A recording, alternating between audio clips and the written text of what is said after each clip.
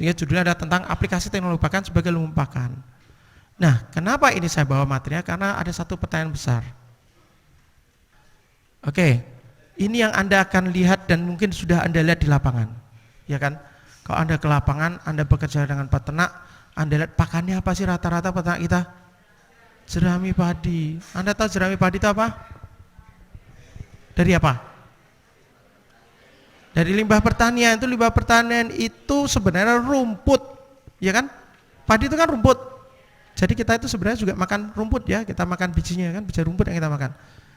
Rumput yang sudah tumbuh bijinya, sudah berbunga berarti kan, kemudian bijinya diambil untuk manusia, sisanya untuk hewan. Nah karena itu, karena sudah berbunga pasti kualitasnya tidak bagus. Itu adik-adik sudah tahu semua. Karena nutrisinya sudah rendah, karena nutrisinya sudah semua sudah dipulkan, dimasukkan ke dalam bijinya, berasnya, ya kan, gabahnya. Sedangkan yang sisanya di situ tidak begitu tinggi. Ada yang ingat berapa protein kasarnya jerami padi? 3? Ada lagi yang lain? Ada yang berani lebih tinggi apa lebih rendah? Ayo, 1, 2, 4. Ada lagi yang berani lebih naik lagi? Ya, rata-rata 3, 4, 5. Ada beberapa 5 tapi jarang sekali. Rata-rata 4 ya. Sangat rendah. Kalau kita beri pakan sapi, sapi butuh protein kasar berapa? Untuk penggemukan 12-13. Dikasih makan jerami padi saja seperti ini. Kira-kira bisa gemuk nggak? Kurangnya berapa itu? 13 ke 9 ya, banyak ya. Oke, nah sehingga kita harus melakukan sesuatu di situ. Di situ masuknya teknologi pakan. Kita bisa membuat formulasi yang bagus, yaitu ilmu nutrisi. Kita bisa mengubah ini, menyulap. Jadi kami itu di teknologi pakan tukang sulap. Ya. Karena memang hasilnya tidak bagus, ya, kualitasnya rendah, ya kan, kecernaannya juga rendah karena dia kan sudah, jadi tanaman itu kalau sudah keluar bijinya, dia harus menyokong bijinya itu supaya tidak ambruk. Sehingga yang tumbuh adalah, yang makin banyak makan adalah lignin. Ya, Anda sudah tahu ya. Lignin makin tinggi berarti kecernaan makin rendah. Ya, selulosa makin tinggi juga. Nah, sehingga kita harus mengubah, meningkatkan kualitasnya, PK-nya yang rendah tadi dinaikkan. Energinya TDN yang rendah dinaikkan. Kecernaan yang rendah dinaikkan, ya, sehingga dan beberapa itu mudah rusak. Sehingga bagaimana caranya kalau kita awetkan, dia bisa tahan selama beberapa bulan, syukur-syukur bisa tahan beberapa tahun, gitu ya. Oke. Nah, kalau secara prinsip, ya, secara prinsip yang namanya ke teknologi pakan itu terbagi dari 2 kelompok. Yang pertama adalah untuk tujuan konservasi. Ya, ini yang udah 2 semester 3 ke atas pasti sudah pernah tahu yang namanya silase, ya enggak? Silase itu teknologi dari luar ya, bukan dari Indonesia, dari Amerika terutama. Mereka melakukan silase biasa pada musim apa?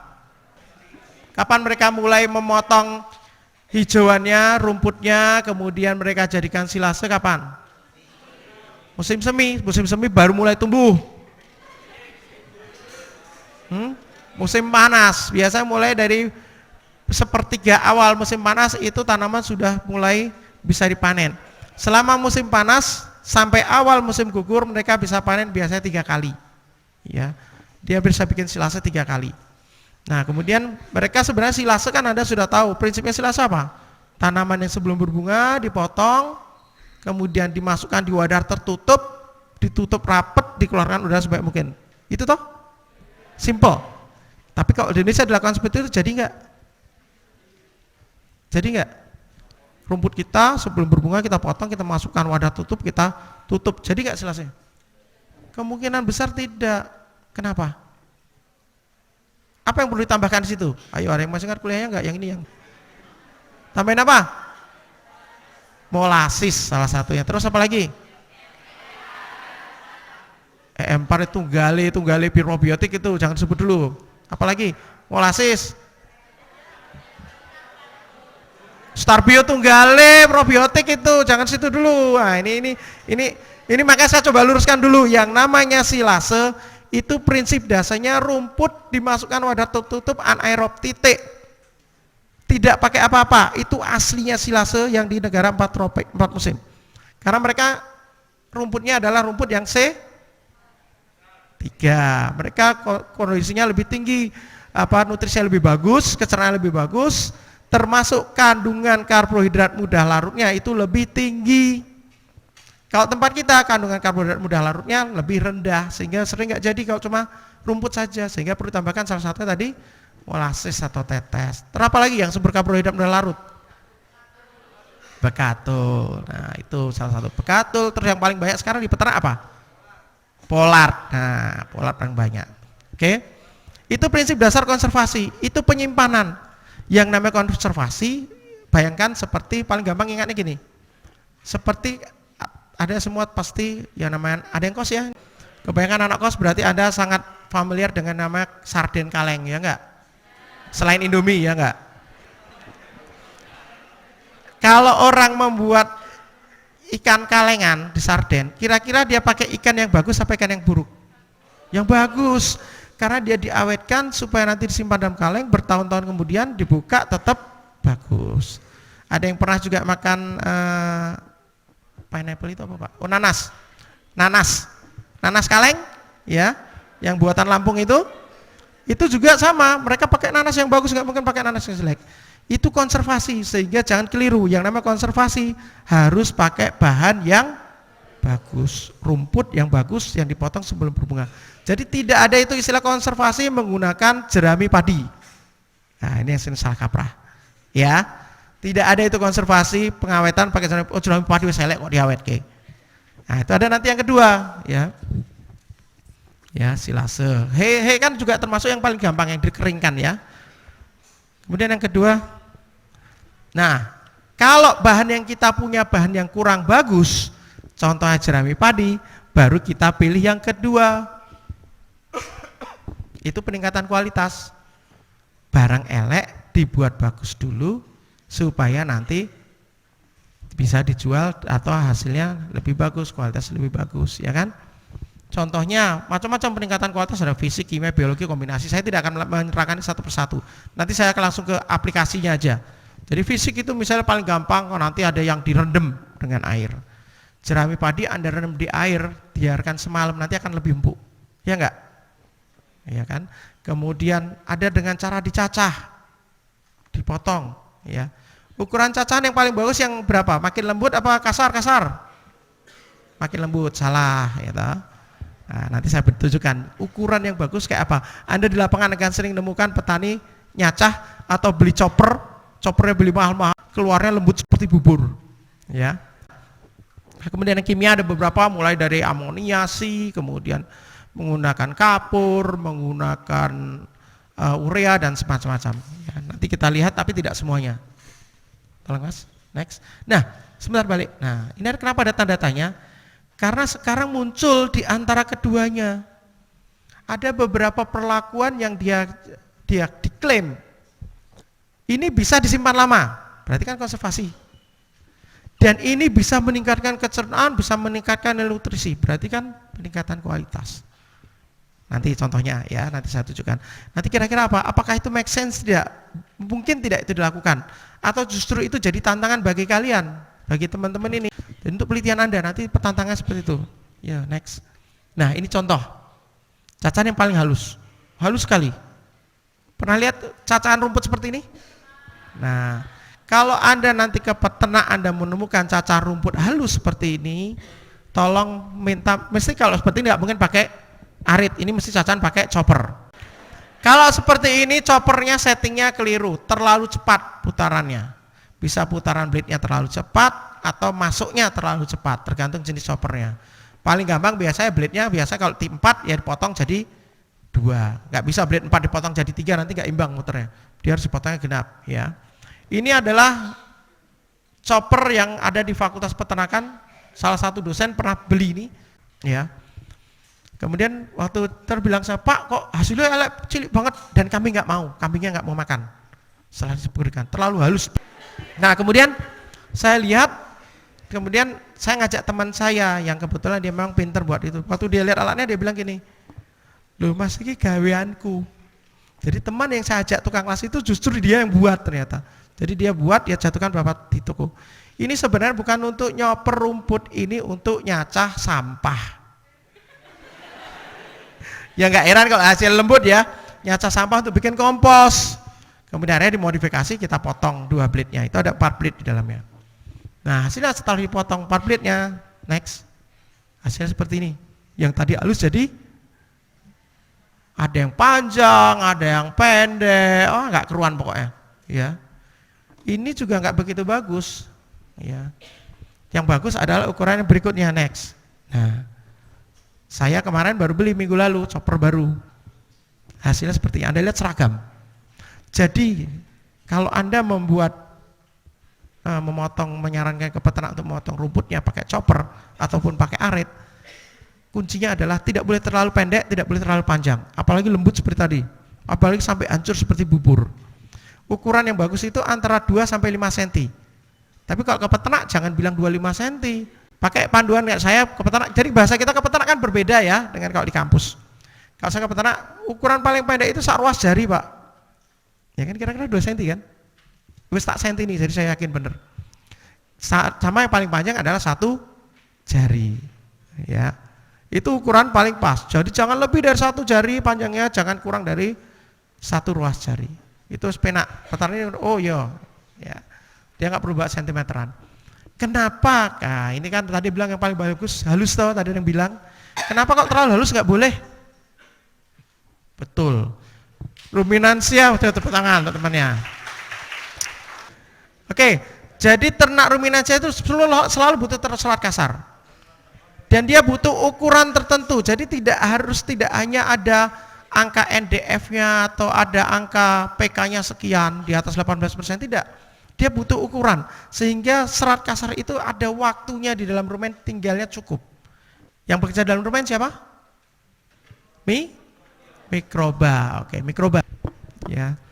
Jadi mikroba atau kalau bahasa Inggris microbes itu yang bekerja. Sebenarnya kita kalau beri makan ruminansia yang kita kasih makan adalah mikroba atau kalau zaman dulu namanya jasad renik. Mikroba itu butuh waktu dia untuk mencerna di situ. Kalau pakan terlalu halus, dia akan tinggalnya di dalam rumen sebentar. Dia dari rumen akan masuk ke omasum, ya tahu omasum. Di omasum itu ada pintunya, itu ada detektornya. Pakan yang sudah halus akan masuk. Kalau terlalu halus, mikroba belum sempat menempel di situ, belum sempat mengeluarkan enzim untuk mencerna seratnya, itu sudah bablas. Sehingga tidak banyak yang bisa digunakan oleh mikroba di situ. Padahal kan Anda tahu ya, teorinya kalau dalam ruminansia itu 70% energi ruminansia dari mana? Dari karbohidrat pakan? Tidak, dari VFA, ya kan? VFA dari proses fermentasi karbohidrat yang ada di pakan, ya enggak? Sehingga kalau fermentasi yang melakukan siapa? Mikroba. Kalau mikrobanya cuma sebentar kerja nih, ya enggak bisa dia fermentasi, VFA-nya enggak banyak.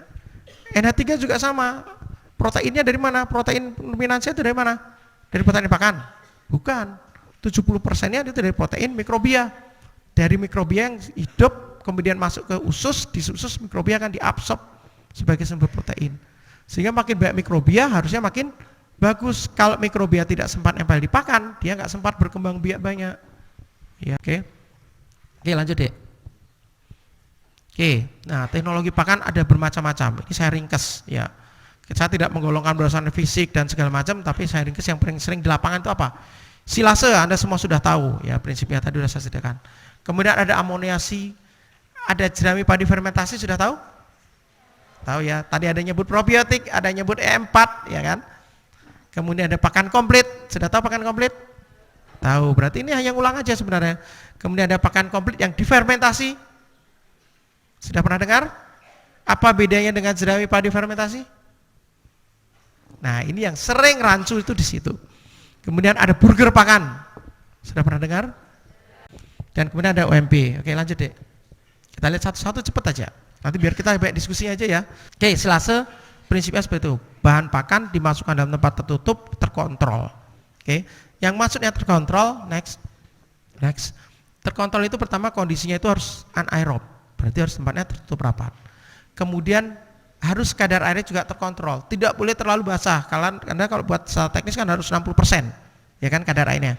Ngeceknya 60% biasa caranya.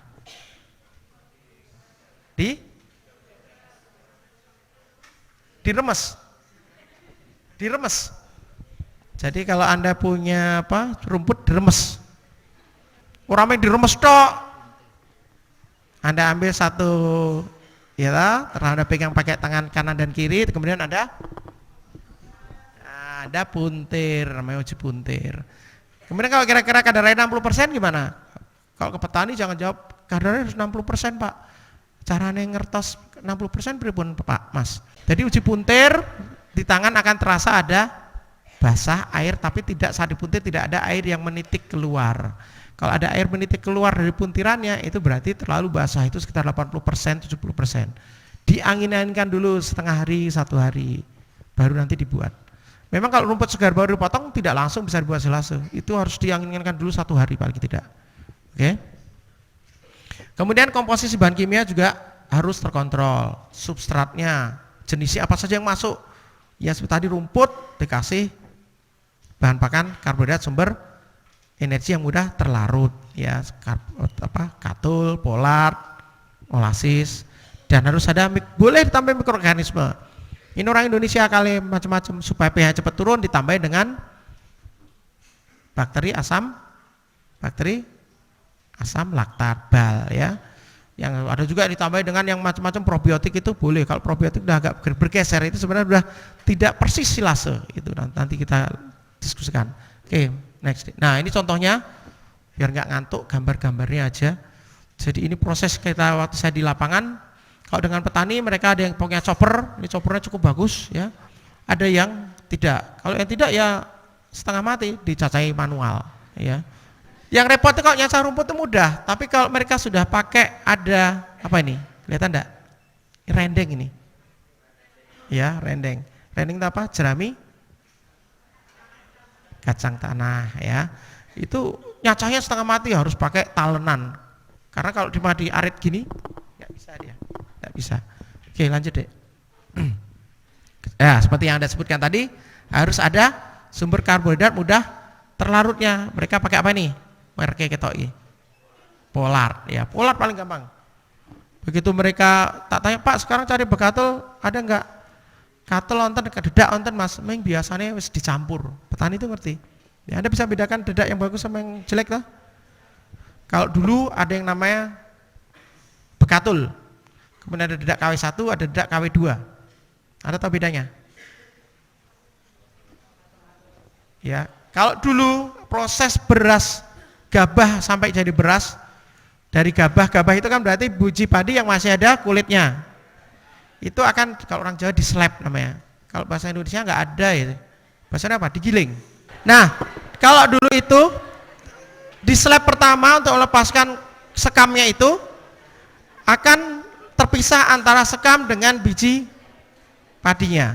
Kemudian ada gogrokan halusnya, rontokan halusnya. Itu yang namanya dedak, bukan bekatul. Karena apa? Itu adalah rampuk campuran antara ada penir, ada beras yang pecah, ada bagian luar dari berasnya, jadi kulit ari beras yang vitamin B kompleksnya banyak itu, dan ada pecahan dari sekam. Itu serat khasiat masih agak tinggi. Itu biasanya disebut dedak kualitas 1 zaman dulu.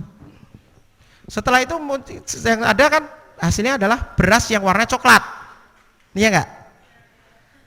Orang kita nggak suka beras warnanya coklat, maunya nasinya warnanya putih bersih, sehingga itu dislap yang kedua, ya kan? Dislap lagi, bukan digiling ya, dislap. Nanti akan keluar beras yang putih sama rontokannya itu yang namanya bekatul. Itu tidak ada sekamnya sama sekali, ya kan sudah beras. Itu yang mahal, itu yang nilai energinya sangat tinggi, lemaknya tinggi, dan itu sulit dicari sekarang. Kenapa sulit dicari? Karena pertama, sistem mengupas biji padi sekarang kan tidak begitu, tidak 2 tahap lagi. 1 tahap dia berasnya sudah keluar putih. Sehingga yang ada sekarang hanya dedak. Itu pun oleh penjual ya kadang-kadang sekamnya itu digiling ya kan, digiling halus, dicampur. Ya. Dan orang awam juga sering salah paham. Kata kuncinya mengubah sekam jadi pakan. Nanti Anda akan melihat salah satu tayangan televisi nasional dia menyoroti, kalau tidak salah seorang petani di Klaten diklaim bahwa dia bisa mengubah sekam menjadi pakan dari dedak. Jadi sekam itu digiling halus kemudian dijual di aku sebagai dedak bekatul. Masuk TV. Nah, kalau kita yang orang peternakan kan tahu itu nggak mungkin, ya kan? Sekam digiling apapun ya namanya tetap sekam, nggak terus jadi kecerahan naik, ya kan? Karena terlalu tinggi ligninnya. Ya lanjut deh. Ya jadi dengan adanya tadi tambah bahannya karbohidrat cepat larut, kemudian dimasukkan di wadah tertutup diinjak-injak. Oke, amoniasi Anda sudah tahu menggunakan amonia, ya atau urea. Oke lanjut. Tujuan meningkatkan pencernaan. Kenapa? Karena urea akan bisa memecah ikatan antara selulosa dan hemiselulosa, antara lignin dan juga hemiselulosa maupun selulosa. Jadi gini, kalau kita bicara sel tanaman, ada yang namanya dinding sel, di situ ada selulosa, ada hemiselulosa, ada lignin, ada pektin. Oke, selulosa dan hemiselulosa masih bisa dicerna oleh ruminansia karena mikroba bisa menghasilkan enzim selulase dan hemiselulase. Lignin tidak bisa, pektin tidak bisa. Sedikit sekali mikroba yang bisa memproduksi lignase untuk mencerna lignin. Ya, salah satu makhluk yang bisa mencerna lignin dengan baik itu namanya rayap, ya kan? Rayap itu bisa menghasilkan lignase luar biasa. Sehingga kalau Anda lihat probiotik yang dijual bangsa ya merek ya macam-macam mereknya, ada M4, ada Biofat, ada macam-macam SPP, itu bisa jadi dalamnya juga ada ekstrak dari rayap karena dia ngejar ligninnya. Ya. Oke. Kalau misalnya selulosa dan hemiselulosa sendiri masuk di dalam rumen masih bisa dicerna. Tapi ada namanya kadang-kadang ada namanya ikatan lignoselulase. Lignin itu berikatan dengan selulosa. Kalau lignin sudah berikatan dengan selulosa, sifatnya selulosa akan jadi seperti lignin, tidak bisa dicerna. Jadi kalau saya di kelas itu selalu beri gambaran gini, lignin itu seperti Anda, seperti kita manusia. Kita ditembak, kena, mati kan? Gak punya ilmu kebal. Tapi begitu saya pakai rompi anti peluru, saya ditembak, enggak apa-apa, enggak tembus, ya enggak? Perumpamanya manusia itu adalah selulosa, rompinya itu adalah lignin. Gimana supaya orang itu bisa ditembak? Kita lepas rompinya, kita lepas ligninnya dari selulosa, kita lepaskan ikatannya. Caranya apa? Satu-satunya yang bisa hanya memang sementara ini hanya pakai chemicals. Tidak bisa digiling melepaskan ikatan antara lignin dan selulosa. Direndam tidak bisa. Ya. Dibuat silase, jadi asam kan dia? Tidak bisa. Konservasi itu tidak bisa meningkatkan kecernaan. Jadi salah satu yang kita tahu sementara ini menggunakan chemicals atau menggunakan enzim. Ya, enzim pakai probiotik itu. Oke, lanjut deh. Nah, kalau pakai amoniasi kita bisa. Kemudian amoniasi itu kan biasa pakai urea. Ya, amoniasi apa rumus bangunnya? NH3. Amonia NH3. Nah, sehingga N-nya ini adalah rumus dasar dari pembentukan protein. Sehingga kalau ada NH3 pasti proteinnya naik. Ini lanjut. Kemudian amonia itu punya efek untuk menghambat jamur. Ada praktikumnya enggak membuat amoniasi kalian? Ada. Sudah ada yang pernah praktikum? Siapa coba ngacung? Semua? Ada ya? Oke. Amonia harusnya tidak muncul jamur. Jadi salah satu sifat amonia yang menguntungkan itu dia mudah menguap. Begitu ada lubang sedikit saja di plastik Anda, ngikatnya nggak rapet atau plastiknya kecoblok, tertusuk batang jeraminya, itu udara bisa masuk dan gas amonianya bisa keluar. Jadi sebenarnya kalau level yang diberikan biasanya kan Anda pakai 3-6% kan? Ya enggak? 3-6%, 3% itu sudah cukup. Pasti jadi kalau enggak bocor. Kalau bocor pasti keluar ya, pasti fokus konsentrasinya tidak akan sampai 3%. Kalau tumbuh jamur itu sudah salah satu ciri bahwa gagal, pasti ada lubangnya. Oke, next. Nah ini ya seperti ini yang Anda lakukan pakai plastik ini kan. Nah sekarang kalau di lapangan Anda lakukan gitu nggak? Pakai plastik apa biasa? Pakai plastik sampah yang hitam itu atau yang bening? Bening. Berapa lapis? 1. Oke, saya kasih resep 1. Kalau di lapangan jangan pakai plastik tok. Tambahi dalamnya bagor. Tahu bagor ya? Karung beras itu yang putih. Jadi di bagian dalam yang Anda pakai karung beras, itu fungsinya apa? Supaya kalau ada bagian yang tajam dari jeraminya, dia tidak akan menusuk. Tapi kan karung beras itu berlubang, sehingga di bagian luar ya tetap harus Anda kasih plastik. Dan itu kita lakukan di lapangan berkali-kali berhasil kecuali sekali. Kita buat dengan cara seperti itu, di dalamnya ada karungnya, di luarnya ada plastiknya. Kita biarkan 3 minggu kemudian kami kembali, dibuka jamurnya banyak sekali. Dan di dalamnya ada semutnya. Berarti kan ada lubang. Kok bisa? Padahal udah pakai bagor. Ternyata apa? Ternyata setelah itu kita buat oleh warga itu ditaruh di daerah pinggir musola, di titisan musola. Di situ kalau sore anak-anak TPA. Anak-anak TPA umbaran main toh, dilihat iki opo, ono piting dijupuk. Dicoblosi. Itu. Nah, belajar dari situ mungkin 2 bulan yang lalu saya ke Kulon Progo juga mengajari petani membuat seperti ini. Saya bilang, Pak, nanti pakai bagor. Tapi bukan amonia sikat, itu buat pakan komplit fermentasi. Tapi prinsipnya sama, pakai bagor, pakai plastik supaya tidak bolong. Ya Pak, kata. Nah, dari berapa orang yang nyoba, ada satu buku itu dibuka. Anda tahu kalau pakan fermentasi gagal? Ya, pakan komplit fermentasi gagal, baunya itu seperti ayam busuk. Ya, luar biasa baunya. Ya, dibuka bau satu. Kok iso? Diangkat, di bawahnya itu ada lubang sekian. Tikus. Nah, tikus dikerikiti. Jadi pastikan daerahnya tidak ada tikusnya. Ya. Ya, ini yang ini contohnya kita jemur dulu. Jadi sebelum diberikan harus diangin-angin dulu. Lanjut, Mas. Oke, nah ini gambarannya kalau yang bagus ya. Bagus seperti ada masih warna-warna hijaunya. Saya biasa suka pakai jerami padi yang masih segar, yang baru dipotong kemudian kita anginkan atau kita jemur selama sehari. Itu enak banget, enggak usah nambah air ya kan. Ya, sapi juga begitu dia cium baunya yang kecut itu kenceng itu baunya pesing, itu langsung dia malah senang. Ya. Langsung dia makan. Oke, lanjut, Mas. Nah, ini Anda juga mungkin sudah tahu, jerami padi fermentasi prinsipnya sebenarnya kan sama dengan amoniasi. Jerami padi dikasih urea. Hanya ada tambahannya apa? Probiotik. Istilah ini sebenarnya istilah yang kadung salah kaprah. Tidak ada proses fermentasi sama sekali di prosesnya itu. Saya berapa kali kebetulan yang menemukan metode ini kan di lab kami. Ya, beberapa tahun yang lalu Prof. Ali Agus diberi nama sini, Pak, ini apa namanya? Petani ini namanya apa? Tape dami. Tuh tape berarti proses fermentasi gitu kan.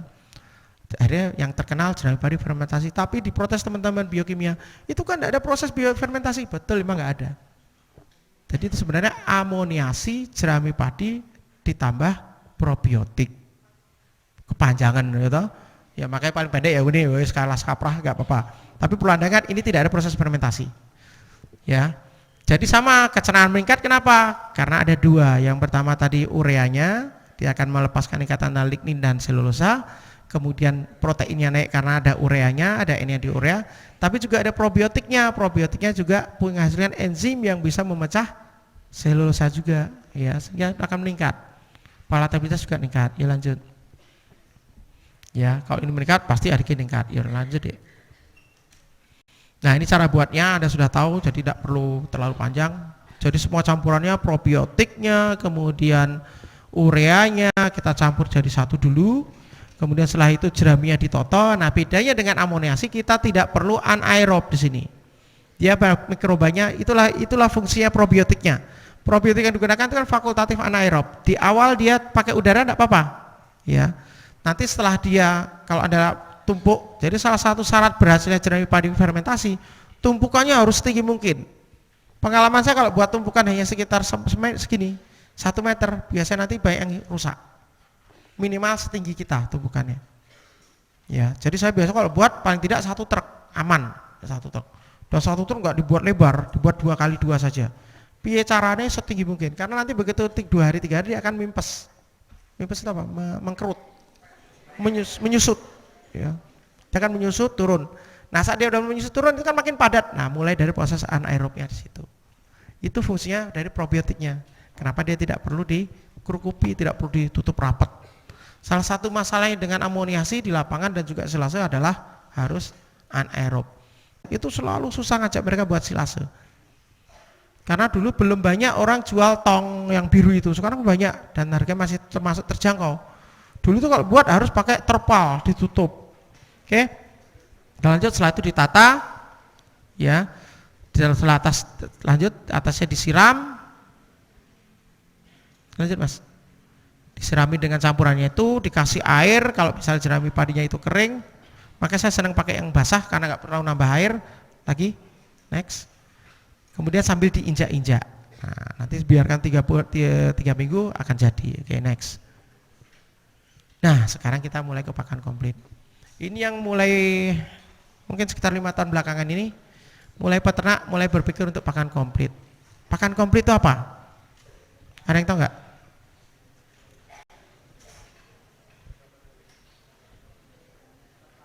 Pakan komplit itu pakan yang di dalamnya harusnya sudah ada sumber seratnya, next. Harus ada sumber energinya, next. Dan ada sumber proteinnya.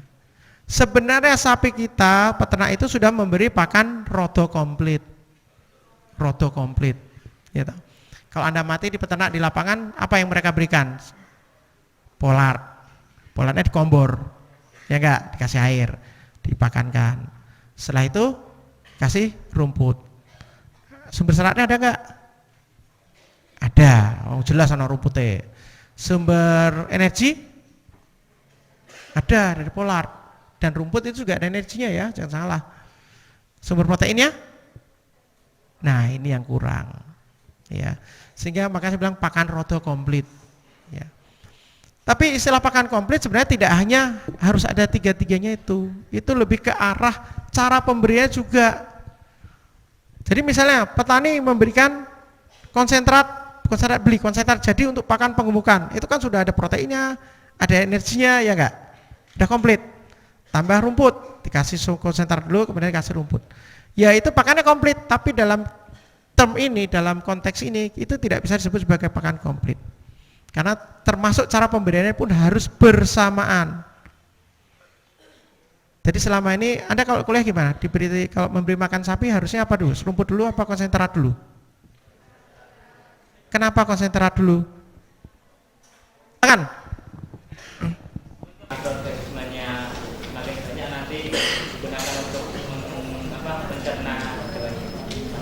Betul, itu yang selalu disampaikan. Tepuk tangan dulu. Itu yang dulu diajarkan ke saya waktu kami kuliah S1. Sewaktu saya mengambil S2 dan S3, saya menemukan bahwa ternyata itu tidak terlalu tepat. Tidak terlalu tepat. Tidak tepatnya begini. Anda tahu mikroba dalam rumen kan macam-macam. Cara penggolongan mikroba rumen juga macam-macam. Ya, ada protozoa, ada bakteri, ada yeast, fungi, ada. Tapi ada juga cara penggolongan begini. Kalau saya golongannya simple, kalau untuk petani, rangan petani simple. Di dalam rumen itu ada 2 kelompok mikroba. Yang satu yang suka mencerna serat. Ya, fiber digester keren ya. Atau yang satu suka mencerna pati, starch digester. Dalam konteks ini kalau ke petani yang suka mencerna konsentrat. 2 ini bekerja pada, Anda tahu pH di dalam rumen berapa? pH-nya? Derajat keasamannya? Sekitar 7. Ya, normal. Tidak seperti perut sapi, perut ayam. Ya, itu pH-nya sekitar 2 sampai 4. Ya kan, asam. Ya kan? Kalau sapi itu kan 6 sampai 7. Nah, mikroba rumen itu yang pencerna serat itu dia nyaman tinggal pada pH antara 6,5 sampai 7. pH 6 masih bisa hidup. Begitu pH 5,8 dia mulai kelepek mulai mati. Ya. Kemudian pH 5,5 sudah pagebluk itu. Ya, mati semua. Jadi kalau udah mulai pH 5,5 itu kalau dalam rumah itu mulai terjadi bencana alam itu. Kalau yang pencerna pati terbalik, dia suka pH yang rendah. pH 6,2, 6, 5,8, dia suka, dia akan bertumbuh kembang. Sehingga dua ini akan saling bersaing. Kalau yang satu banyak, yang satu pendek. Kalau yang satu rendah, yang satu banyak. Nah, kembali, kalau konsentrat kita kasih dulu, kira-kira yang banyak berkembang mikroba yang mana? Yang mencerna pati, starch digesternya yang berkembang. Banyak ya toh, pH rumen jadi agak asam, turun. Setelah itu dikasih rumput. Kira-kira starch digester ini bisa mencerna rumput enggak? Fiber digesternya karena pH-nya turun, dia udah banyak mati kan? Fiber digesternya berkurang, rumputnya tidak akan dicerna dengan maksimal. Starch digester tetap bisa mencerna fiber, tapi tidak maksimal. Dan sebaliknya, ya, dia tidak sangat spesifik, tapi dia isolah sidik-sidik, ya. Saya ngajarnya nutrisi, tapi kalau ngajarnya produksi ya dikit-dikit bisa, nah, gitu. Tapi begitu suruh reproduksi full, enggak iso, ya. Jadi gitu, kalau kasih sentrat dulu, justru yang tumbuh itu yang starch digester, tidak akan dia bisa mencerna serat dengan baik. Kalau dibalik, nah dibalik, dikasih hijauan dulu aja. Gimana cerita kalau dikasih hijauan dulu? Bisa nggak? Sama ceritakan, cuma terbalik. Yang akan tumbuh dulu adalah yang fiber digester. Begitu Anda kasih konsentrat, konsentratnya tidak akan banyak tercerna. Dengan sistem seperti ini yang diuntungkan adalah yang mengumpulkan kotorannya. Kotorannya kualitasnya tinggi karena banyak pakan yang tidak bisa tercerna. Pupuknya bagus, tapi orang beternak kan orang golek pupuk, ya enggak? Yang dicari adalah ADG-nya, pertumbuhan dagingnya, ya. Sehingga cara terbaik gimana? Itu harus diberiskan bersamaan, diublek, digawe gaduh-gaduh. Kalau Anda baca-baca, ya tahu Anda bagaimana memberi pakan sapi perah di New Zealand, di Australia, di USA, di Eropa. Tidak ada itu yang dikasih sentrat dulu, kemudian dikasih rumputnya belakangan. Itu Anda lihat semua ublekan campuran, konsentrat dicampur dengan hijauan dicacah, dicampur semua, diaduk, diberikan bersamaan. Ya, ada berapa keuntungan dengan melakukan seperti itu? Yang pertama, tadi ternak nggak bisa milih, dia akan makan apa adanya. Kemudian yang kedua, proporsi yang kita berikan akan tetap. Jadi Anda kan sudah diajari kalau mau dipakan sapi, kasih proporsinya tergantung kebutuhan. Ini cuma untuk maintenance, hijauan 80%, konsentrat 20%. Teori kan gitu. Kalau mau pengemukan tahap air, konsentrat bisa boleh dinaikkan sampai 60%, 70%, ya enggak? Sekarang bayangkan, Anda pengen sapi tahap akhir digemuke, saya kasih konsentrat 60%. Kasih konsentrat kan ngeleh deh, pasti habis, ya enggak? Kemudian 30% rumputnya kita kasihkan belakangan. Dia udah makan konsentrat banyak, rumputnya enggak habis. Ya enggak? Berarti hitungannya jadi geser enggak proporsinya? Geser kan? Hijau yang dimakan tidak 30%, tapi kurang dari itu. Sehingga proporsi konsentrat akan naik. Dan itu perhitungan Anda akan berubah. Ya. Dan yang ketiga, dia akan mengubah komposisi mikroba di dalam rumen. Oke? Yuk lanjut. Oke, ini udah, lanjut lagi. Kalau pakan komplit dicampur gitu, kalau nggak habis gimana Pak pertanyaannya? Nah, simpen, ada yang bilang simpen. Kalau nggak habis gimana? Kan jadi kecing, kecut baunya ya, kecut ya konsentrat. Karena konsentratnya itu, konsentratnya bercampur dengan hijauan yang ada airnya. Sehingga muncul teknologi ini yang namanya pakan komplit fermentasi. Lanjut jadi sampai keluar semua enggak apa-apa. Nah, jadi pakan komplit fermentasi itu sebenarnya seperti tadi, tiga-tiga itu dimasukkan wadah tertutup, dibuat jadi silase. Ditambahin dengan probiotik, ditambahin dengan molasis juga boleh, ditambahin dengan apalagi karbohidrat yang lain juga boleh, tapi sebenarnya nggak perlu karena sudah ada konsentratnya. Itu, dan ini diklaim pertama bisa disimpan lama. Kedua, kecernaan naik. Kok bisa naik ke sana? Karena ada probiotiknya, ada mikrobanya. Mikroba akan melepaskan enzim itu akan memecah ikatan selulosa dan semiselulosa. Ya, itu disebutkan seperti itu. Sehingga seperti yang tadi, ingat tadi yang bundaran 2, konservasi sama peningkatan kualitas, ketemu toh gaduk di tengah ada tanda tanya, itulah yang tanda tanya itu di sini. Bahkan komplit fermentasi itu kan tengah-tengahnya dua itu.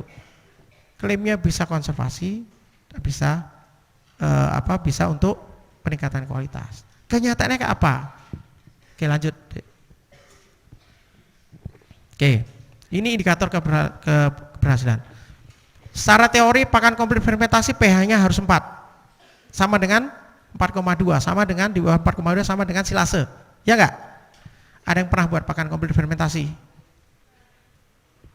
Makin tinggi kandungan protein kasar yang Anda berikan di dalam campuran itu kan pakai konsentrat. Katakanlah pakai konsentrat 15%, 18% di konsentratnya. Biasanya mencapai pH segini ini angel. Artinya apa? Dia tidak bisa untuk konservasi. Karena untuk dikonservasi dia harus pH di bawah 4,2. Itu udah saklek, itu nggak bisa ditawar. Beberapa klaim kemarin ada seminar internasional di Fakultas Peternakan, ada satu membuat semacam ini, dia mengklaim bahwa itu berhasil. Fotonya itu gambar coklat, salah, fotonya udah coklat. Kebetulan saya jadi moderatornya kan. Fotonya coklat, pH-nya berapa Pak? pH-nya 5,5. Saya langsung bilang, maaf Pak, ini namanya tidak berhasil. Membuat silase pH-nya 5,5 itu udah gagal itu. Wah, kelihatan warnanya bahannya itu jadi coklat-coklat. Suketnya dari coklat-coklat itu loh. Dan itu gak akan mungkin disimpan lama. Dan saya tanya baunya kayak apa? Baunya ya asamnya agak kurang, agak-agak baunya agak enak. Ah, itu gagal. Ya peneliti pun ada yang nggak paham bahwa penelitian itu gagal ya. Jadi kalau PK-nya makin tinggi itu makin susah untuk dia ke bawah. Kemudian kedua, ada beberapa produk, saya tidak usah menyebutkan merek, yang menyatakan bahwa dengan memasukkan probiotik itu dalam pakan komplit fermentasi cukup 3 hari itu pakan sudah kecernaannya akan naik. Ada juga dari Semarang produknya yang menyebutkan 1 hari cukup kecernaannya akan naik. Oke, sekarang Anda harus tahu teorinya. Yang bisa meningkatkan kecernaan itu jika apa? Kebalik pertanyaannya. Yang menghambat kecernaan, membuat kecernaan menjadi rendah di pakan ini adalah apa? Serat. Serat itu selulosa dan hemiselulosa, ya kan? Berarti itu harus dipecah supaya lebih mudah dicerna. Benar enggak? Yang bisa memecah siapa? Enzim dari mikroba. Enzim memecah selulosa, hemiselulosa. Nama enzimnya apa? Selulase dan hemiselulase. Berarti mikroba yang termasuk apa tadi yang 2 kelompok mikroba tadi? Yang fiber apa starch, digester? Fiber, ya. Ingat pH-nya berapa fiber harusnya dia bisa hidup? Normal kan? Normal. Oke.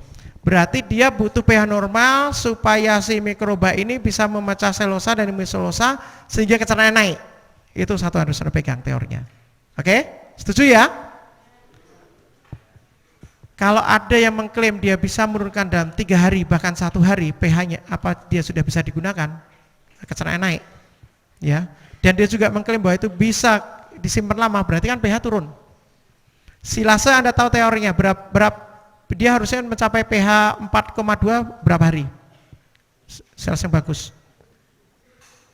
Disimpannya kan 3 minggu minimal. Tapi berapa hari sebenarnya dia sudah harus jadi? 4 fase silase itu. Fase pertama, fase aerobik, ya masih ada udara. Kemudian berapa hari fase aerobik itu? 1 sampai 3 hari. Hari ketiga itu harus sudah pH-nya 4. Hari ketiga pH 4. Nah, kalau itu betul mau untuk konservasi, berarti harus prinsipnya sama dengan silase, pH harus 4 dalam 3 hari.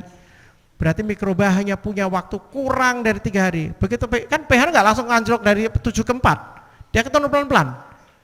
Begitu pH itu turun ke 5 saja, mikroba fiber itu fiber digester udah nggak bisa bekerja. Pertanyaannya kapan dia mencapai pH 5? Dalam 3 hari itu. Bisa jadi hari pertama, bisa hari kedua. Berarti hanya punya 1-2 hari dia untuk mencerna seluruh serat yang ada di situ. Saya pribadi tidak yakin itu bisa terjadi. Jadi kalau ada yang mengklaim bisa 1 hari, itu saya nggak percaya. 3 hari, tanda tanya besar. Ya, artinya kalau pH bisa turun, maksudnya paham ya maksud saya? pH turun cepat berarti mikroba selulitik semistolitik tidak bisa bekerja. Artinya kecerahan tidak bisa naik. Berarti klaim nomor 1 sudah salah. Kalau dia, tapi klaim nomor 2 benar. Dia jadi silase, bisa disimpan lama. Ya kan? Nah, sebaliknya kalau dia bilang, oh punya saya nanti bekerja apa kok mikrobanya butuh 7 hari. Berarti baru 7 hari dia baru pH 4. Selama proses 7 hari itu akan banyak kehilangan protein rusak, ya. Banyak yang rusak. Dan biasa dengan kerusakan protein rusak itu, protein rusak berubah jadi NH3 di situ, NH3 silase. Itu akan menyebabkan silasenya itu tidak bisa disimpan. Sehingga saya tidak pernah berani menyatakan ke peternak bahwa pakan komplit fermentasi bisa disimpan sampai setahun, 2 tahun seperti silase. Anda harus hati-hati ini. Sekarang itu lagi ngetop di peternak-peternak baik kambing, domba maupun sapi membuat pakan komplit fermentasi. Mereka biasa tanya, Pak, Mbak, Mas, ini bisa disimpan berapa lama? Saya selalu menjawab, saya tidak tahu. Saya sedang melakukan penelitian itu. Ya. Kenapa? Saya biasa bilang, ya nek iso 1 bulan, 2 bulan dipakai Pak. Lebih dari itu saya nggak jamin. Tapi kalau jenengan bikinnya silase, saya jamin sampai 2 tahun selama tidak dibuka itu pun tidak apa-apa. Oke? Jadi harus hati-hati, jangan sampai Anda nanti terjebak. Bedanya kalau di pengabdian dengan penelitian kan ada. Penelitian Anda keliru, research. Kenapa namanya research? Research, mencari, bola-balik boleh mencari. Gagal penelitian bisa diulangi. Tapi Anda pengabdian ngomong ke petani, praktek gagal, Anda ngulangi ya kono wis ra gelem, ya enggak? Anda udah enggak dipercaya. Oke, lanjut Mas. Oke, burger pakan sebenarnya sama, itu pakan komplit fermentasi juga, ya. Cuma memang bahannya aja yang beda dan inilah salah satu yang contohnya diklaim bisa 3 hari jadi. Ini yang sedang saya tes. Yuk lanjut Mas. Saya mencoba berbagai macam merek probiotik yang beredar. Saya buat pakan komplit fermentasi, saya buka 3 hari, seminggu, 2 minggu, 3 minggu dan 28 hari. Saya ingin melihat betul po pH-nya bisa turun dalam 3 hari. Jika pH turun 3 hari, betul po kecernaannya naik. Itu kan pertanyaan di situ. Nek bisa jawabannya dua-dua iya, saya yang akan bingung. Ya karena teorinya jadi nggak masuk semua. Ya. Oke, ini silakan nanti bisa untuk ide penelitian Anda. Sebenarnya gimana sih kalau seperti ini? Apalagi yang tidak masuk akal, dia diberikan probiotiknya, diberikan di campuran pakan langsung dipakankan ke sapinya. Ya enggak? Ada kan gitu? Probiotiknya dicampurkan di makanan, kemudian diberikan langsung, tidak pakai diperam. Itu probiotik itu akan menambah jumlah mikroba dalam rumen katanya. Ya enggak? Anda tahu berapa perbandingan mikroba dalam rumen jumlahnya dengan yang 1 sendok probiotik tambahkan itu? Itu kayak badan Anda dengan ujung kuku Anda. Ngaruh enggak? Itu yang kadang-kadang orang jualan itu kayak gitu, enggak apa-apa ya. Ada yang punya sainsnya harus berpikirnya kritis. Pikir kritis sudah berarti langsung enggak percaya, tapi Anda harus berpikir kritis dengan pengetahuan yang Anda punyai, Anda tambah, Anda pikirkan. Nah, pertanyaannya dari macam-macam teknologi kalau di lapangan yang paling tepat mana sih? Ya tergantung bahannya. Ya. Kemudian Anda menyarankan buat burger pakan. Banyak masa KKN saya itu, Pak kami mau ngajari burger pakan Pak, minta resepnya. Saya dek KKN yang ngendi? Saya KKN di NTT. Di NTT ono sing jual SBP enggak? Nanti kita buat dari sini Pak, lanjut ngopo nek wis entek terus mereka bikin. Nah, kamu lebih baik ngajarin mereka bikin mall, ya enggak? Ya kan? Mereka bikin mall, dengan mall itu kamu bikin. Jangan pakai SPP, jangan pakai M4 yang mereka nggak bisa beli. Ajari bikin mall, pakai mall itu kamu bisa bikin. Iya kalau pakai mall Anda harus pakai takarnya agak lebih banyak. Tidak seperti kalau pakai SPP hanya 1 tutup botol beres, ya kan? Tidak apa-apa, karena memang harus begitu. Karena jumlah mikrobanya berbeda, jenis mikroba berbeda. Alatnya juga, ada nggak mereka alat yang membuat untuk anaerob? Ya, ini seperti Gunung Kidul tadi air. Kemudian tingkat pendidikan peternak itu juga apa yo? Saya itu paling susah kalau sudah diminta menyuluh, datang sebagian besar itu peternaknya sudah sepuh-sepuh. Jadi paling enak itu memang kalau kita penyuluhan itu lihat petani, wah nom-nom. Sabtu kemarin saya ngisi dan ternyata sangat berbeda suasananya dengan kalau kita datang ke peternak. Saya pikir kenapa berbeda? Karena mereka datang, mereka niat, dan itu isinya nom-nom kabeh. Kemarin tuh ada yang dari Tangerang, ada yang dari Blitar, ya gitu. Dan mereka seneng ya dapat tentang pakan, nyusun pakan, luar biasa. Ya, jadi pertama itu memang yang kuncinya itu niat. Begitu mereka niat untuk melakukan itu, mereka yang datang ke kita, itu lebih mudah kita masukin, gitu ya. Oke, saya kira itu saja, tidak usah panjang-panjang, kita lanjutkan diskusi. Silahkan kalau mau bertanya hal yang lain.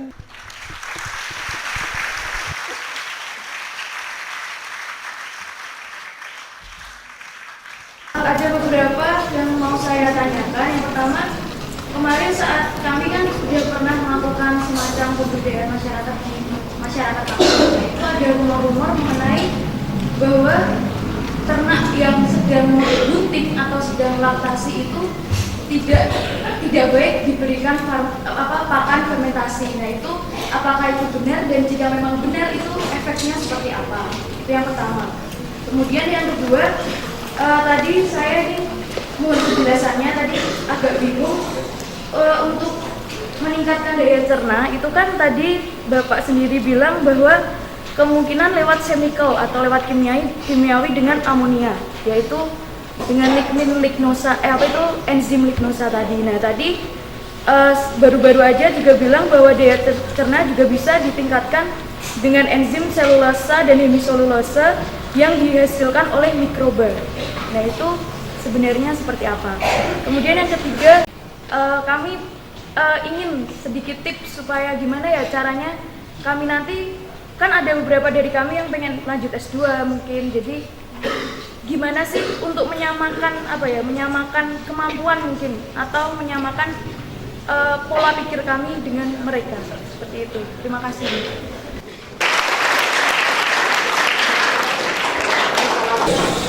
Ada beberapa yang ingin saya tanyakan.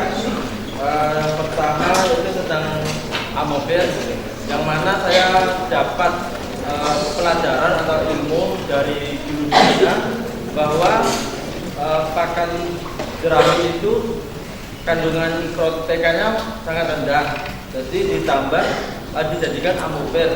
Nah, apakah itu saja sudah cukup untuk memenuhi kebutuhan protein yang dibutuhkan oleh ternak, dan berapa kenaikan bobot badan yang bisa dihasilkan dengan makan Amobel? Karena kan di peternak awam biasanya kita bilang Amobel itu dia sudah mungkin pakan mudah dicari, jadi dia menggunakan Amobel dan hasilnya ada kejadian tidak ada kenaikan bobot badan. Dan kedua, di sini saya dapat satu ilmu baru di waktu saya PKL 1, PKL pertama kemarin. Di tempat saya PKL itu dia tidak menggunakan pakan hijauan, namun dia menggunakan pakan konsentrat penuh. Ya, dan dapat menghasilkan bobot badan rata-rata domba ekor tipis itu satu bulannya mencapai 10 kilo per bulan. Apa ada efek samping dari pakan full konsentrat ataupun memang baik untuk penggemukan? Baik, terima kasih. Yang saya tanyakan, yang pertama adalah waktu PKL kemarin ada salah satu perusahaan yang menggunakan roti kadaluarsa Pak untuk campuran pakan. Apakah ada dampak positif atau negatif yang diakibatkan oleh roti tersebut? Yang kedua, dalam pembuatan pakan fermentasi setelah jadi itu, dalam pemberian terjadi kontak langsung udara luar. Maka apabila pakan dalam drum atau plastik masih ada sisa, harus ditutup kembali atau tidak Pak? Terima kasih.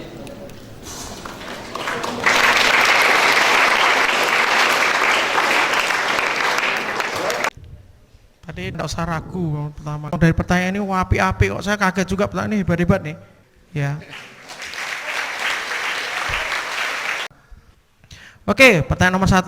Ternak laktasi tidak baik diberi pakan fermentasi. Oke. Anda ada yang pernah baca-baca ataupun melihat di YouTube atau di internet bagaimana kalau orang-orang di New Zealand atau di Australia yang punya produksi sapi perah, ya kan susu New Zealand kan terkenal. Sapi perahnya pakannya apa? Dijual. Terus mereka pakan utamanya adalah silase jagung.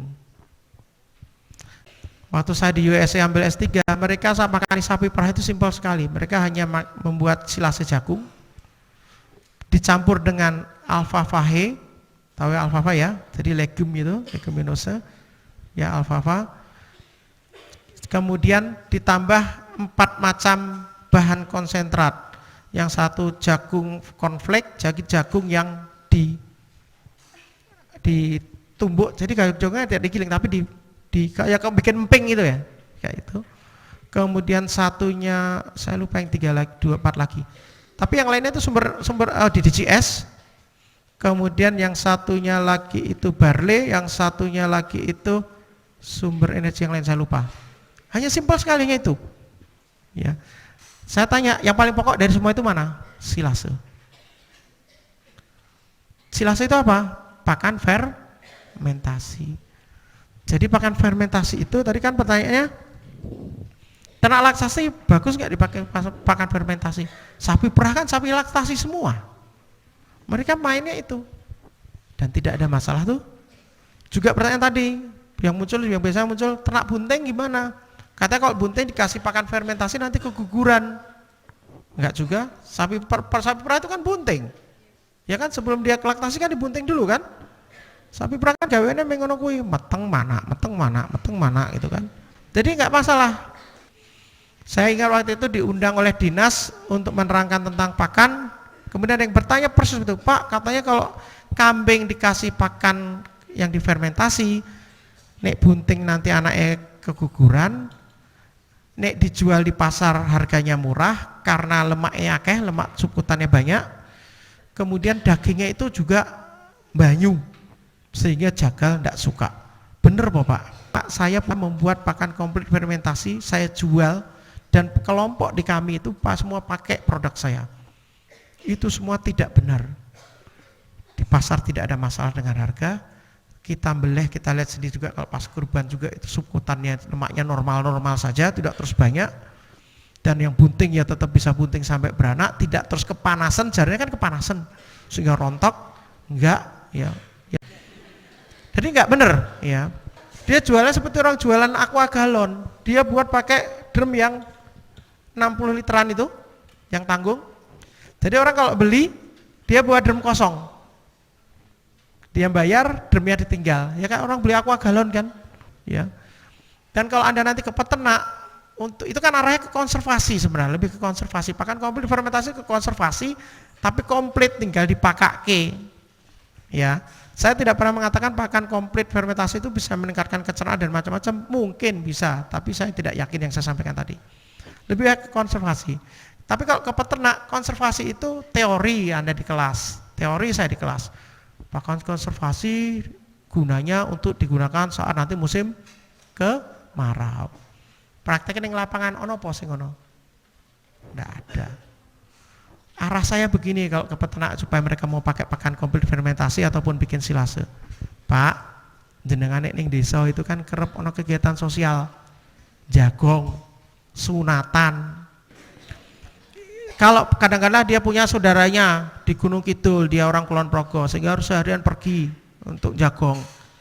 Begitu udah kayak gitu itu, repot kalau punya ternak, ya enggak? Kapan mau ngaritnya?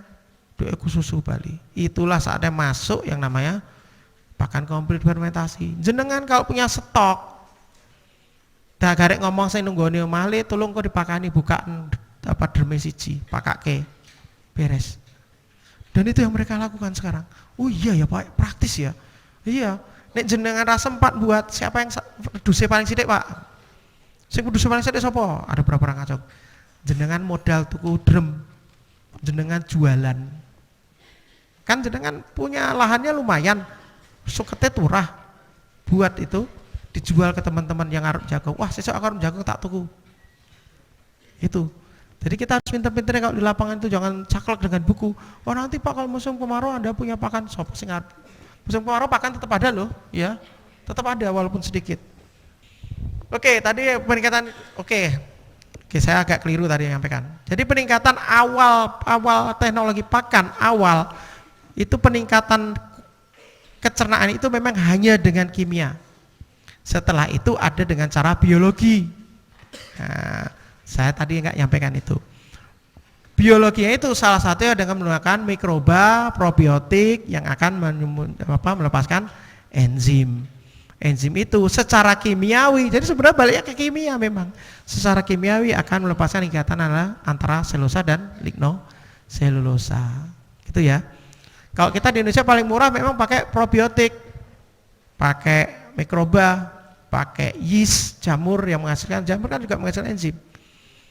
Ada yang pernah tanya, Pak kenapa nggak pakai enzim langsung? Ya enggak. Kan enzim bisa diproduksi. Bisa banget. Tapi harganya enzim mahal sekali. Saya dulu waktu S3 pernah pembimbing saya beli 1 vial enzim ukuran sekian. Ini berapa mili kira-kira? 15 mili paling. 15 mili itu harga 7 juta. Ya, enzim selulolitik. Itu pun tidak 100% selulolitik, itu selulolitiknya hanya 70%.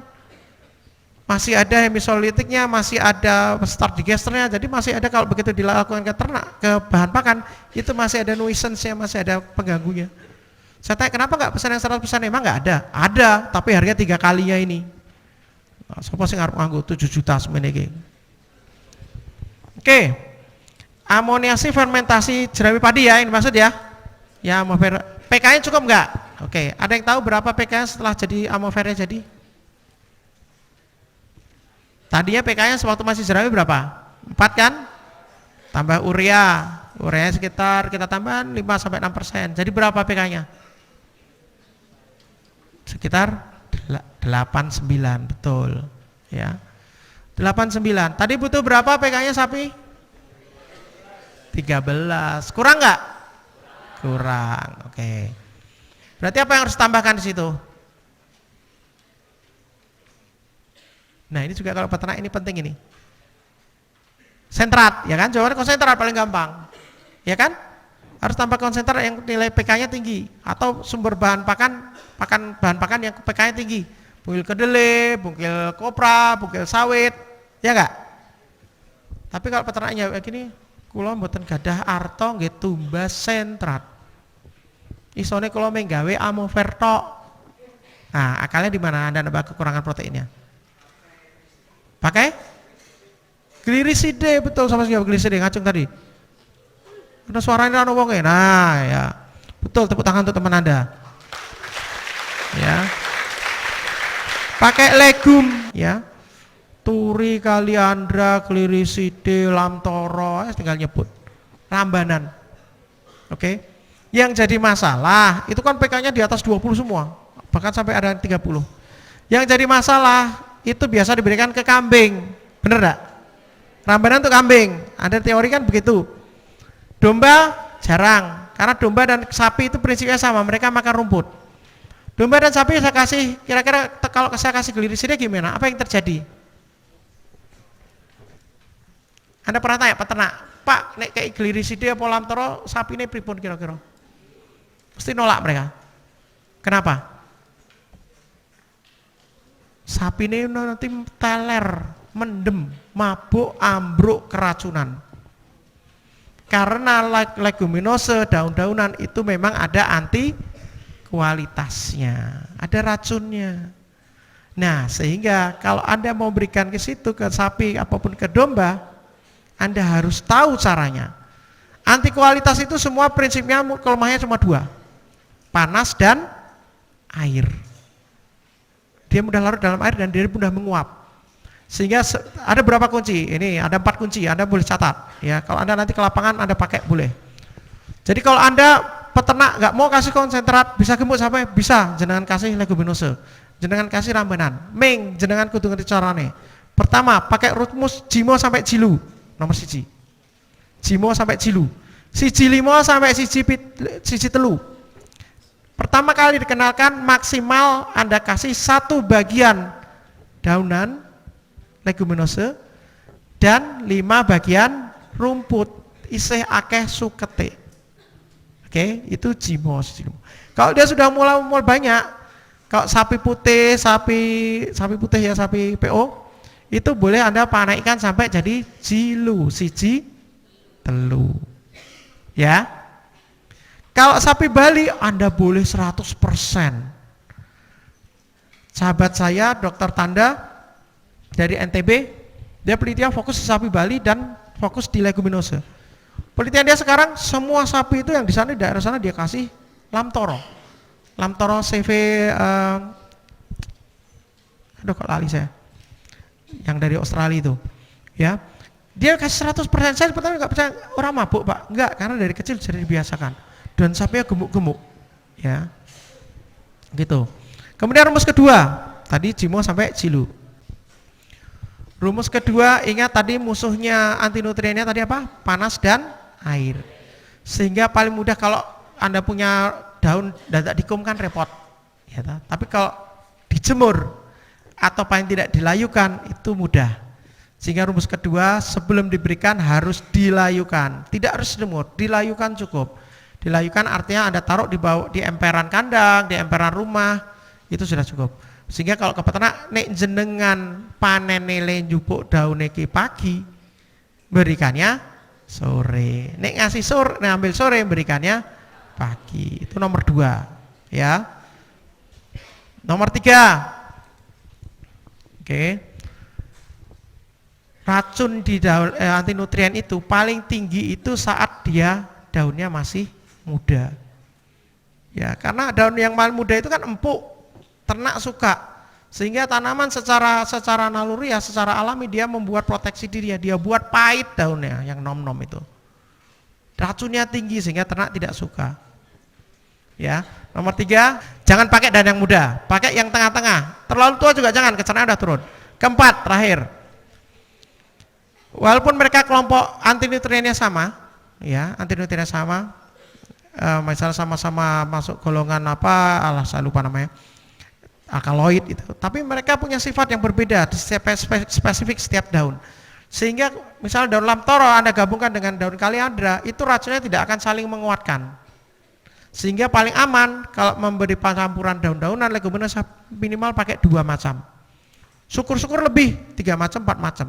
Jadi yang bagian 1 jimo tadi sama jilu, jinya itu pakai yang lebih dari 2 macam daun. Wes pakai 4 resep itu dijamin wis, ya, dijamin aman, ternaknya tidak akan mendem. Itu ya. Jadi Amofer belum cukup, masih harus tambahin. Tidak punya konsentrat, tidak bisa beli bahan pakan sumber protein, pakai daun dengan cara 4 tadi. Oke, ada ngasih pakan konsentrat penuh. Oke, ini untuk ternak apa? Tadi yang dari belakang tadi ya, yang dikasih ternaknya apa dek? Domba. Berapa lama dia kasih konsentrat itu? Hanya konsentrat saja, tidak ada yang lain. Berapa lama dia ngasihnya? Ya, durasi berapa lama dia ngasihkan? Ini menarik ini.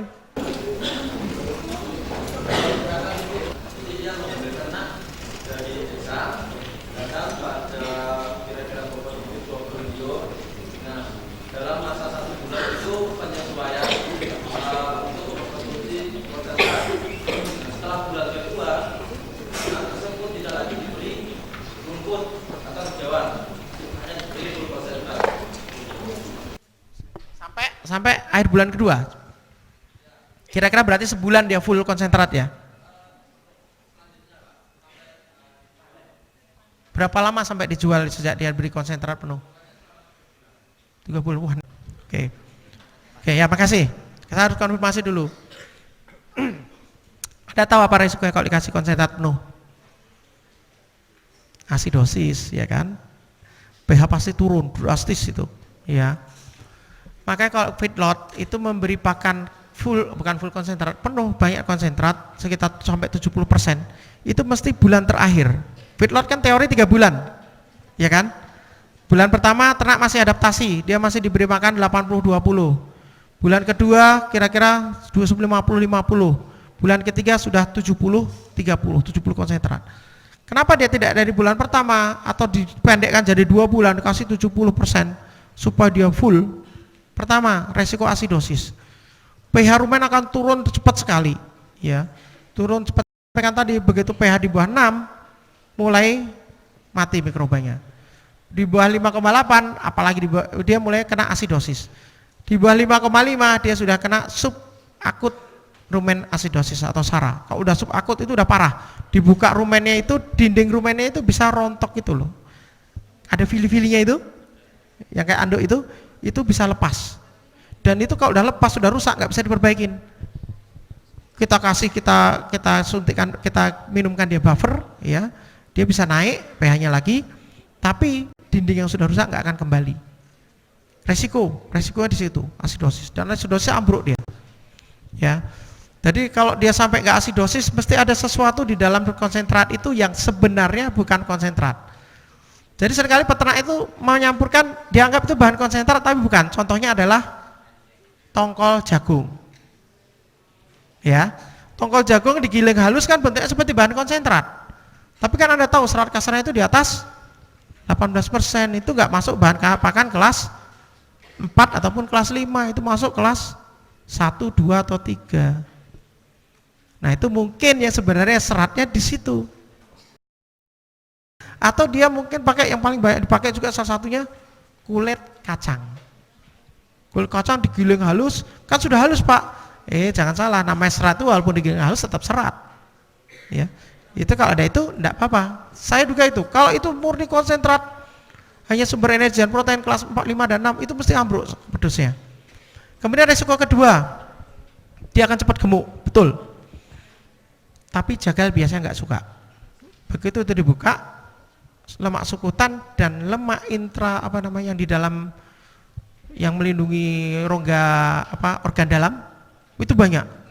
Itu kelihatan sekali nanti di jantungnya, di ketot jantungnya itu lemaknya banyak. Ya. Sekitar ginjal itu lemaknya banyak. Ada nanti di bawah kulit itu lemaknya juga banyak. Biasanya nanti bakul itu nggak suka. Ini kasus seperti ini yang terjadi beberapa tahun lalu itu yang di daerah Lampung, Great Giant Pineapple, Anda tahu ya, GGL apa itu, yang pengalengan nanas di Lampung. Mereka kan punya sapi, punya feedlot. Jadi kalau ada pernah coba, kita jarang sih beli nanas kaleng, tapi kalau Anda pernah beli nanas kaleng, Anda lihat nanas kaleng itu dalamnya seragam bagus semua. Itu nanasnya itu aslinya besarnya sekian. Ngupasnya kalau di pabrik itu nggak seperti kita. Kalau kita ngupas kan diikutin mata nih, ya. Nih pabrik kalau kesuwen. Kalau pabrik itu kan gini, grek gini nih. Jadi bentuknya kotak seperti itu. Itu kulitnya itu terbuang banyak sekali dagingnya. Itu untuk pakan sapi. Energi tinggi itu, energi tinggi. Mirip dengan kalau dikasih full konsentrat. Sapinya yang dikasih itu gemuknya cepat. Tapi begitu dibeleh, dipotong, karkasnya, lemak subkutannya itu tinggi. Jadi dressing percentage-nya itu rendah. Nah, itu nggak suka. Jagal itu nggak suka, yang jual daging itu nggak suka. Itu yang contoh yang bisa menurunkan harga di pasar. Tapi kalau dibeli orang awam hidup itu ya, kita wah gemuk-gemuk sapinya. Montok-montok, tapi begitu dibuka dalamnya lemak semua. Tuh, kemudian kadaluarsa sama tong ya, tadi yang kalau roti kadaluarsa gimana? Banyak yang dipakai. Jawaban saya tergantung rotinya. Resiko apa sih kalau pakai roti kadaluarsa? Kalau kadaluarsanya itu masih dijamin tidak ada jamurnya, tidak masalah. Tapi kalau itu ada jamurnya, Anda berisiko memberikan aflatoksin ke ternak. Ternak bisa kena mikotoksin. Ya. Ruminansia sendiri tidak terlalu peka pada aflatoksin ada di pakan, tidak seperti monogastrik, tidak seperti ayam atau babi, ya. Tapi resiko itu tetap ada. Sehingga kalau Anda mau ada peternak atau Anda mau pakai roti afkir, pastikan itu yang ada jamurnya tidak dipakai. Ya kadang-kadang afkir hanya karena kadaluarsa, oke.